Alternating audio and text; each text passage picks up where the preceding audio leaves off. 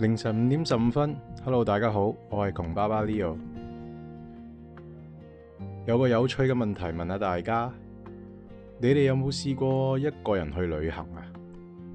或者應該調翻轉咁問，有冇人未試過自己一個出去走一轉？我講緊嘅唔係出差，唔係探親，係真正自己一個由頭到尾自己 plan、自己去、自己去體驗。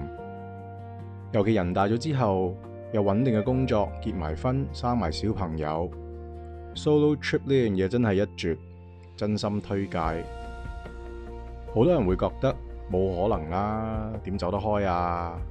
一個人去有咩意思啊？但如果你從來未試過，信我，試下。每日營營役役返工放工返屋企，好多時我哋做每日做嘅嘢，已經麻木到係自然反應嘅地步。我哋似一個機械人多過似個人。慢慢你會唔會真正問自己一句，其實我自己想點？定呢句嘢已經唔存在啊？Solo trip 最特別嘅地方就係由 planning 開始，已經全部由你自己決定。幾點機，住邊，食乜，去邊，行得快，行得慢。你會發現，原來自己已經好耐冇真正為自己做過決定。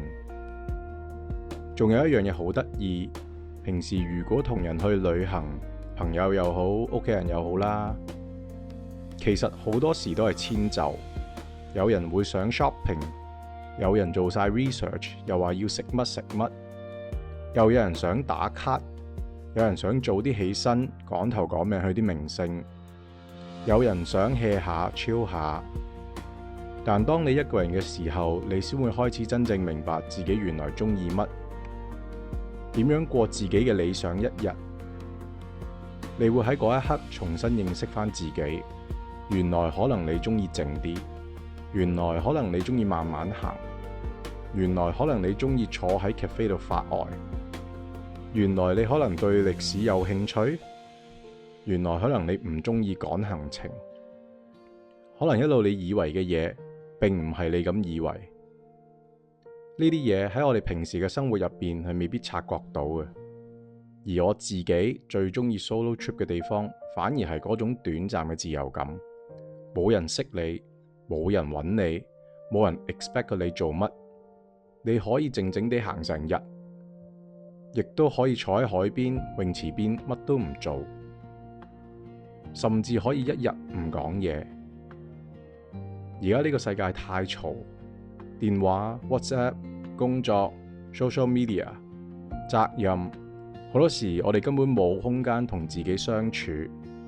但一個人旅行嘅時候，會逼你重新面對自己。